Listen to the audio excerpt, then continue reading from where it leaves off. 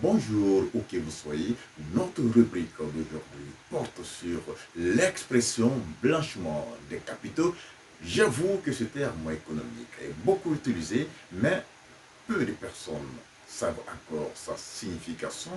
On en parle presque partout pour qualifier certaines situations économiques de manière péjorative.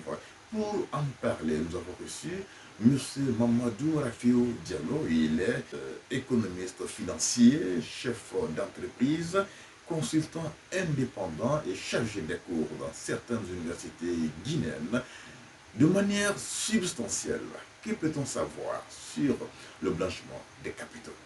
Et vous pouvez être d'accord avec moi, c'est qu'il y a beaucoup de personnes qui utilisent des techniques pour s'enrichir, à savoir des personnes qui occupent des postes de responsabilité au niveau de l'administration publique qui détournent ou qui passent par des faits de corruption pour avoir de l'argent. Et donc il y a beaucoup de personnes aussi qui ne payent pas les impôts, qui sont des privés, des entreprises, des sociétés. Et beaucoup de personnes passent par les systèmes d'évasion fiscale pour s'enrichir. Il y a d'autres qui passent par la fraude fiscale. Et il y a d'autres personnes aussi qui commercialisent de la drogue, des substances psychotropes.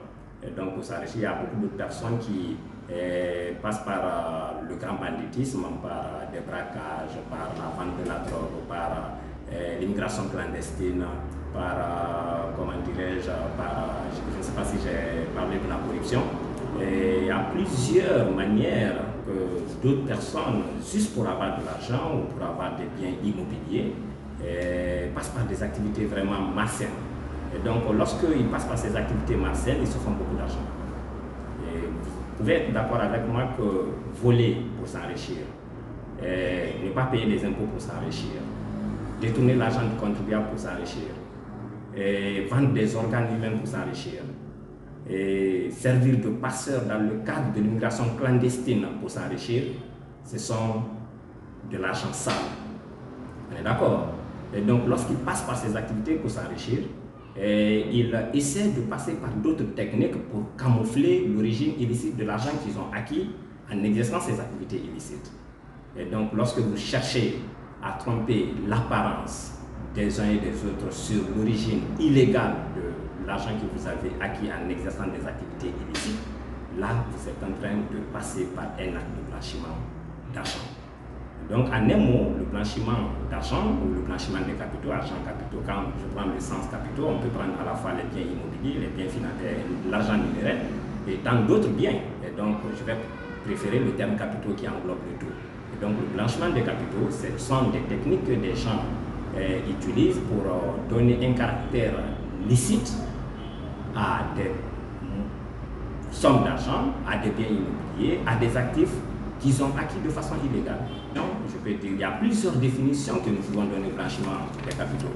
Et donc, mais je vais juste pour le citoyen lambda qui n'est pas spécialiste des questions économiques, qui n'est pas technicien en un mot, ou qui n'est pas un juriste, je peux dire que le blanchiment des capitaux, ce sont des techniques que des personnes utilisent pour donner un caractère légal à des biens mal acquis, en passant par des activités illicites.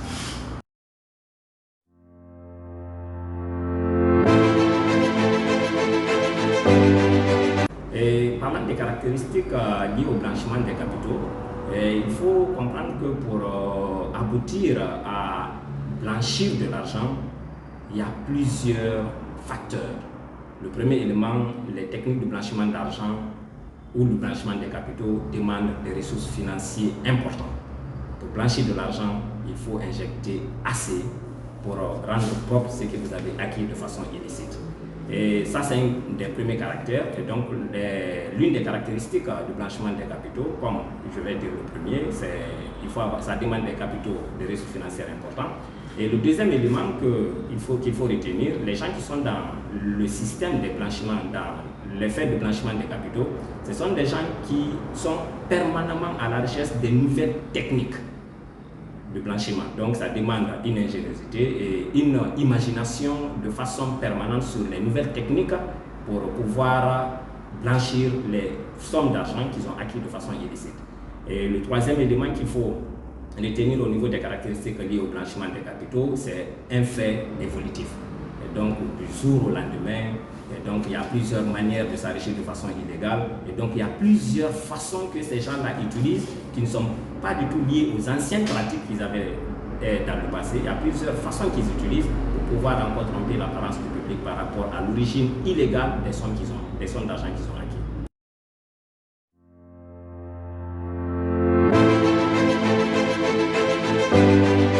Et bien sûr, il y a des moyens de lutte possibles contre le blanchiment des capitaux. Et donc, il faut le situer à deux niveaux. Et donc, le premier niveau, c'est la prévention. On peut le prévenir, on peut bien prévenir le blanchiment des capitaux, comme aussi, il y a aussi la répression.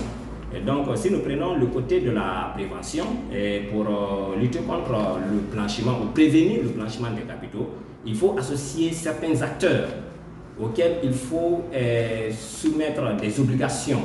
On est d'accord? Et donc, parmi ces acteurs qu'il faut associer, généralement, c'est les acteurs du système financier. On est d'accord? Parce que généralement, quand les gens veulent passer par le blanchiment des capitaux, ils passent par le circuit bancaire, très généralement, ou par les actifs financiers. Et donc, à côté de cela, au niveau de ces acteurs du secteur financier, il faut les former. Le premier élément, il faut les former.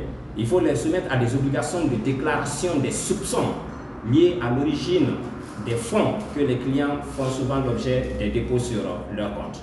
On est d'accord? Et donc, à côté de cela, encore, il y a d'autres acteurs qu'il faut associer qui ne sont pas forcément les banquiers. Il faut former les officiers chargés des enquêtes autour du blanchiment des capitaux, les officiers de police judiciaire.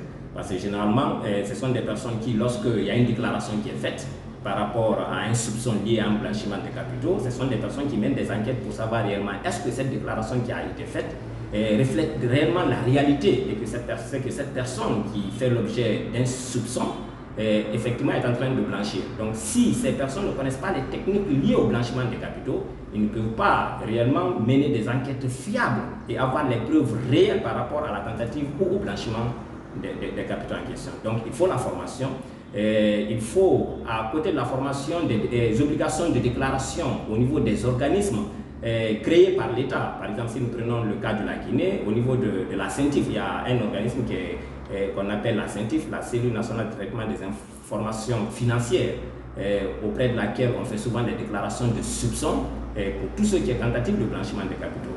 Et donc, il faut exiger à certaines banques de mettre en place, à toutes les banques en NEMO, à tous les établissements de crédit et assimilés, de mettre en place une organisation interne où ils vont confier, par exemple, le service de blanchiment des capitaux et le service de lutte contre le blanchiment des capitaux et financement du terrorisme qui va se permettre à faire toutes les déclarations de soupçon par rapport au versement, par rapport aux transactions qui se font sur les comptes.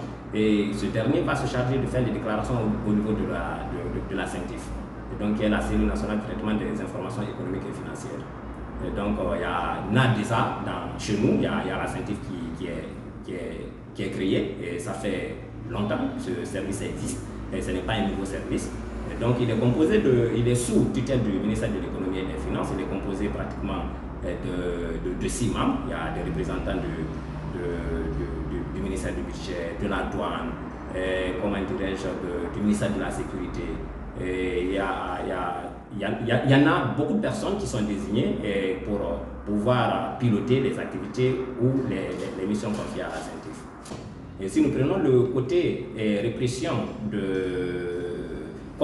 la répression contre le blanchiment des capitaux, et donc, il faut d'abord savoir que la Guinée est membre de plusieurs organisations internationales qui luttent contre le blanchiment des capitaux, et nous sommes aussi signataires de plusieurs conventions et traités internationaux. Et donc, en application des recommandations de ces organismes auxquels nous sommes membres, comme par exemple, je vais citer un seul exemple, le cas de l'ASIAPA, le groupe intergouvernemental d'action contre le blanchiment d'argent en Afrique de l'Ouest, qui est une institution spécialisée de la CEDEAO, qui a été établie en 2000 par la conférence des chefs d'État et de gouvernement de la CEDEAO. Et donc, c'est une institution qui est là, qui est chargée de renforcer les capacités des pays membres dans le cadre de la lutte contre le blanchiment des capitaux et le financement du terrorisme. Et donc, en application des recommandations de ces institutions, la Guinée a voté des lois anti-blanchiment des capitaux et lutte contre le financement du terrorisme. Et donc, la première loi, par exemple, liée à la lutte contre le blanchiment des capitaux a été votée et promulguée en 2007, si j'ai bonne mémoire. Par rapport à ça, c'est la loi numéro 010/2006/AN en date du 10 octobre 2007. Et donc, il y a aussi une autre loi cette loi a été amendée et votée à l'Assemblée nationale guinéenne en 2021 au temps de l'honorable Damaro Camara. Et donc, c'est la loi numéro 0024/2021/AN en date du 16 juin 2021. Et donc, aujourd'hui, cette même loi, si vous avez constaté, s'est retournée contre les personnes, certaines de ces personnes qui avaient fait voter cette loi, qui l'avaient amendée et qui l'ont fait voter. Et donc, une loi que la CRIEF, la Cour de répression des infractions économiques et financières, qui a été instituée par l'actuel chef d'État, et donc une loi sur laquelle ils sont en train de se baser pour poursuivre ces personnes et certains anciens dignitaires pour des faits de blanchiment des capitaux et d'autres infractions associées à cela. Et donc, il faut d'abord reconnaître, donc dans le code pénal guinéen même, dans le nouveau code pénal guinéen, les faits de blanchiment des capitaux sont prévus et punis. Au niveau, par exemple, de son article 499, 502 et 501 jusqu'aux articles 509 du code pénal guinéen, les faits de blanchiment des capitaux sont prévus et punis. Et donc, parmi les sanctions prévues, il y a des peines d'emprisonnement qui peuvent aller de 3 à 5 ans. On est d'accord? Et plus, il y a des amendes qui sont définies, il y a des cas de confiscation des objets qui ont fait l'objet des blanchiments. Il y a des cas même d'interdiction du territoire, de séjour en République de Guinée contre des étrangers, par exemple, qui sont impliqués dans le cas des blanchiments d'argent, qui peuvent aller de 5 à 10 ans ou plus. Et donc, il y a aussi beaucoup d'autres sanctions qui sont prévues dans les dispositions du code pénal guinéen. Et donc, au niveau des articles, je le répète, au niveau des articles 499 à 509 du code pénal guinéen, les faits de blanchiment d'argent sont clairement définis et les sanctions aussi associées aux faits de blanchiment d'argent sont également aussi définis.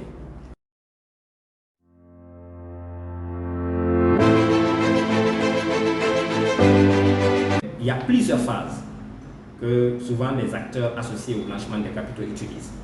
Pour la réponse à vos questions, je vais citer 3. La première phase, généralement, c'est le placement des fonds. Lorsque les gens souvent acquièrent de l'argent de façon illégale, ils ne veulent pas les garder à la maison parce qu'ils se disent que vouloir garder cet argent à la maison, ils sont exposés, ça peut se perdre, ça peut se voler, il y a beaucoup de risques. Ils vont prendre cet argent, ils vont le mettre à la banque pendant un certain temps. Ils prennent cet argent, ils le mettent sur des comptes bancaires. Ils vont laisser l'argent là-bas pendant une année, pendant 2 ans, pendant 3 ans. Ça, c'est une technique de placement. Ils peuvent souscrire à des actifs financiers, des obligations, des actions, des titres. Même s'ils perdent, ils déclarent des gains. On est d'accord? Et donc, ça, c'est des faits. Le fait de prendre l'argent et de le mettre à la banque. Et quand vous allez leur demander, ils diront que comment j'ai eu cet argent, c'est parce que j'ai placé mon argent à la banque et j'ai continué à avoir des intérêts. C'est pourquoi, au niveau des banques, lorsqu'on parlait de la prévention, c'est pourquoi souvent quand les gens font certains dépôts sur leur compte, par exemple, dès que vous venez pour ouvrir un compte bancaire, ils vont vous demander la profession que vous faites, votre revenu mensuel ou bien votre revenu annuel, en où vous estimez. Et donc, lorsque vous déclarez une activité que vous êtes en train de faire, après vous venez vous déposer de l'argent qui ne reflète pas réellement les revenus qui peuvent provenir de l'activité que vous êtes en train d'exercer, ça doit attirer l'attention du banquier, en un mot. On est d'accord? Et donc, quand ça attire son attention, il doit faire une déclaration de soupçon lorsque vous ne fournissez pas les preuves de la provenance de cette somme d'argent que vous déposez. Je vais prendre l'exemple sur un étudiant.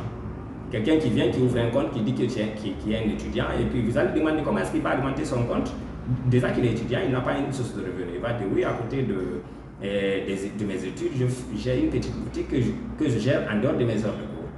Il peut le dire. Comme il peut dire aussi, des fois, les parents peuvent me faire des dons, et puis voilà, au lieu de le garder, je préfère le placer à la banque. Et en un jour, vous voyez ce dernier venir faire un dépôt de 50 millions. Le deuxième jour, il fait un dépôt de 100 millions. Le troisième jour, il fait un dépôt de 300 millions. Ça doit attirer votre attention. Vous allez vous demander, mais attends, dans les activités, dans la profession déclarée, c'est un étudiant, mais comment est-ce qu'il peut faire de façon successive des placements de 100 millions, 50 millions, 300 millions?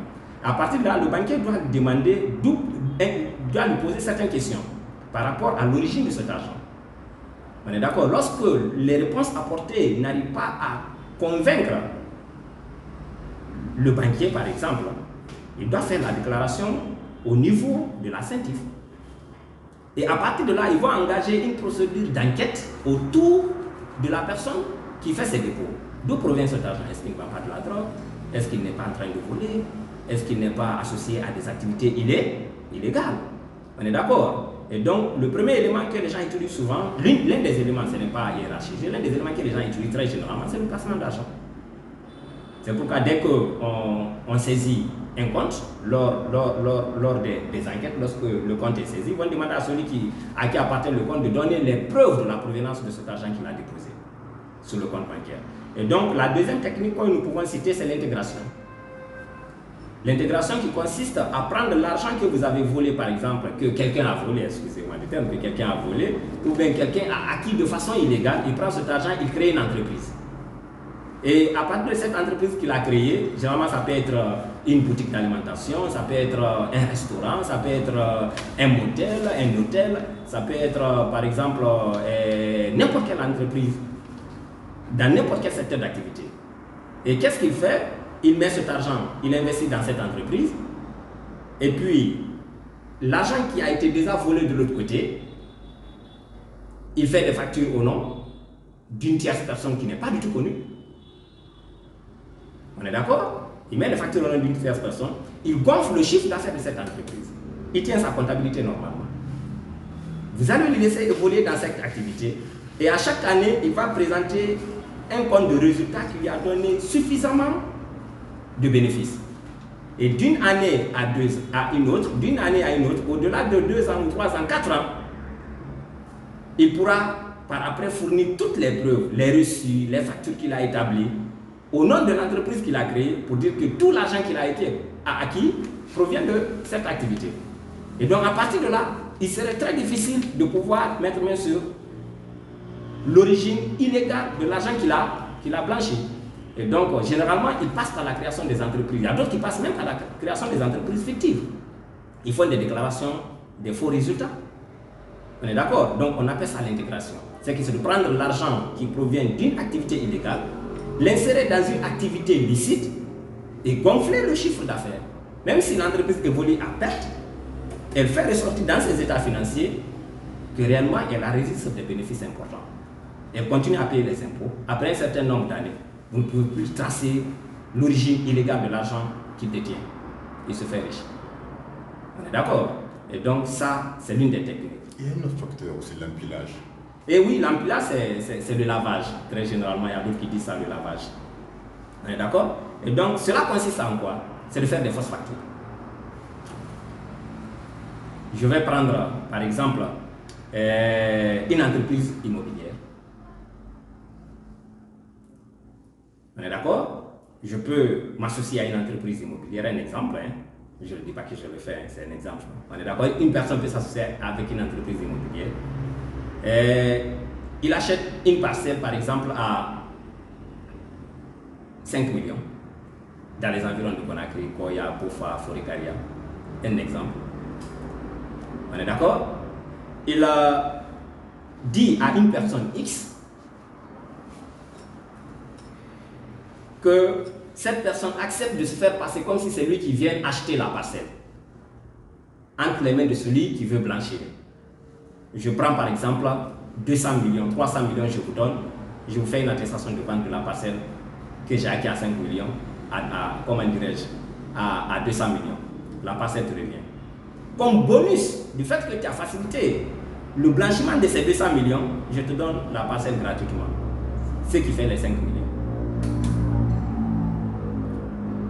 On est d'accord? Et donc, par le fait de passer par des fausses factures, c'est ce qu'on appelle le lavage. Vous allez me demander comment est-ce que j'ai eu, par exemple, si j'ai 10 parcelles, 200 millions, 200 millions, 200 millions, ça me fait 1 milliard. Si j'ai 20 parcelles, ça me fait 2 milliards.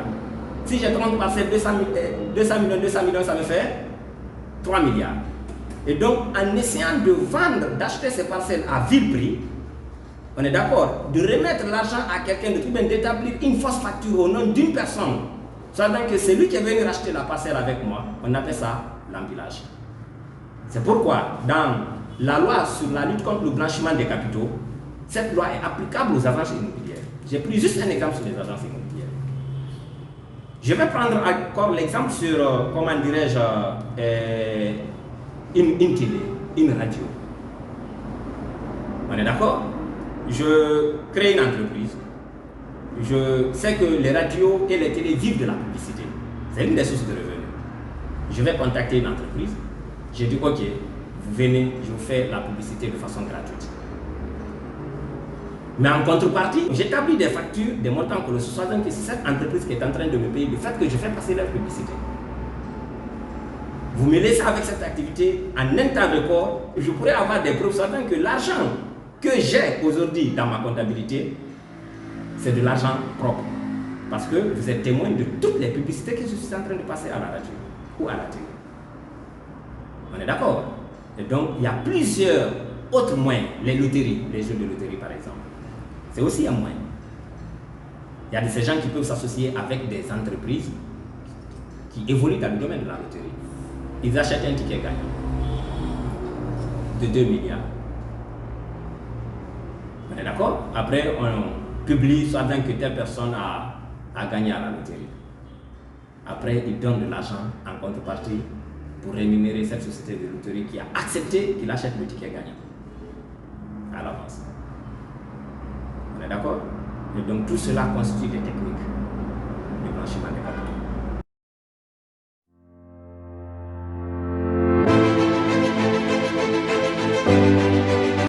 Et les objectifs de lutte contre le blanchiment des capitaux, je peux les classifier en 3 ou 4 ordres.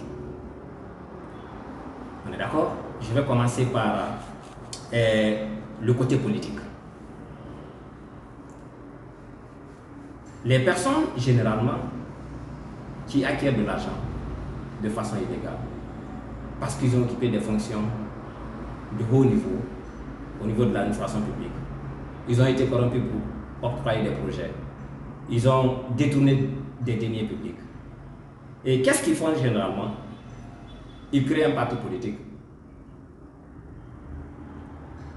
ils prennent de l'argent, ils donnent à la jeunesse ou à d'autres personnes démunies. On est d'accord? Et dès que vous tentez de mettre main sur eux, soit disant qu'ils ont géré, mais dans leur gestion, vous avez constaté des failles, qu'ils viennent justifier les failles constatées dans leur gestion passée. Et donc, une fois convoqués, ils se disent qu'ils ont été arrêtés à cause de leur parti politique parce qu'ils ont une influence. Ils peuvent immédiatement faire appel à des mouvements de grève, à des manifestations. Ils peuvent financer même des insurrections.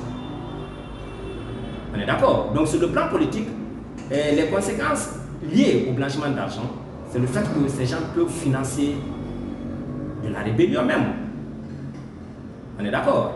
Et donc, à ce niveau, quand les gens qui sont dans les activités de blanchiment des capitaux intègrent le système politique, généralement, ils passent par la corruption pour obtenir de l'électorat. Et quand ils ont de l'électorat, ils sont au niveau de certains postes de responsabilité, par exemple à l'Assemblée nationale et tant d'autres, ils sont là protégés par l'immunité parlementaire. Ils obtiennent des immunités. Et dès que, par exemple, cette immunité est levée, ils s'annoncent sur leur parti politique pour dire que ouais, ils ont été arrêtés à cause de leur parti politique. Parce que si vous les laissez continuer dans leur élan, ils vont dire que parce que vous voyez qu'ils peuvent briguer la magistrature suprême. On est d'accord? Donc ça, c'est un objectif. Donc c'est pour empêcher que des personnes qui sont dans le blanchiment intègrent le système politique et créer des révoltes à chaque fois. Ça, c'est un objectif de lutte contre le blanchiment. Et l'autre objectif, c'est sur le plan social. Et lorsque une personne, par exemple, s'enrichit de façon illégale, il vend de la drogue, il se fait de l'argent, il tue pour se faire de l'argent, il vole pour se faire de l'argent, il peut pousser d'autres personnes à l'imiter dans ce comportement anormal. Vous allez demander à mon ami comment tu as eu l'argent, il va dire, ah, mon ami, moi je suis dans un truc, si tu acceptes, je te mets dedans, et puis voilà, c'est un secret, tu te fais de l'argent banalement aussi.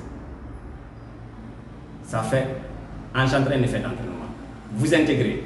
Et vous aussi, vous essayez de briller. Finalement, il y a une autre qui va dire, mais M. Camara, comment est-ce que vous avez fait pour avoir ça? Tu ne vas pas m'aider, tu l'intègres. Et au fur et à mesure, tout le monde intègre ce phénomène qui est illégal. On est d'accord? Et donc finalement, ça joue sur nos valeurs culturelles. On n'est pas habitué à voler, mais bon, si on vole, on est riche, tout le monde nous respecte. Les autres volent, ils sont respectés. Une autre personne vole, il est respecté. Ça intègre l'esprit des gens. C'est le cas dans la plupart des administrations. Dès qu'un ministre vole, il n'est pas inquiété. Une autre personne vole, il n'est pas inquiété. C'est la troisième personne qui va voler et dira que non, quand tu ne voles pas, c'est que tu n'es pas une personne bénie. On est d'accord? Donc on vient dans l'administration avec l'idée de s'enrichir de nos jours. Et pourtant, lorsque quelqu'un vient au sein de l'administration, si ça trouvait que le système était vraiment bien contrôlé et géré, on vient pour servir la nation et non pour s'enrichir sur le dos du contribuable. Et donc sur le plan social, ça crée des inégalités d'avantages sociaux. On est d'accord? Et donc de l'autre côté, c'est sur le plan économique. Le plan économique est lorsque une entreprise, une personne vole de l'argent. Il gagne de l'argent de façon illégale, autant pour moi. Et il investit dans une entreprise. Il est doté de plusieurs sources de financement. Il a plus de capitaux par rapport à ses concurrents. Il peut éliminer tous les concurrents sur le marché. En investissant ces sommes colossales qu'il a acquises de façon illégale, en jouant à une politique de prédation, en baissant ses prix, pour attirer la clientèle à venir acheter ses produits, et cela contribue à tuer les entreprises concurrentes. Il obtient le monopole. Et de l'autre côté, par exemple, il peut décrocher plusieurs autres compétences dans les autres entreprises. Si par exemple, une personne est payée à 2 millions ailleurs, il peut lui proposer 15 millions comme salaire. Donc à partir de cette politique de rémunération, il peut faire décrocher tous les autres employés des autres entreprises. Parce que généralement, les gens travaillent pour avoir une meilleure qualité de vie. Et donc cela va contribuer à tuer les entreprises concurrentes. Et donc ce sont ces trois objectifs de lutte contre le blanchiment des capitaux sur le plan politique, sur le plan économique et sur le plan social.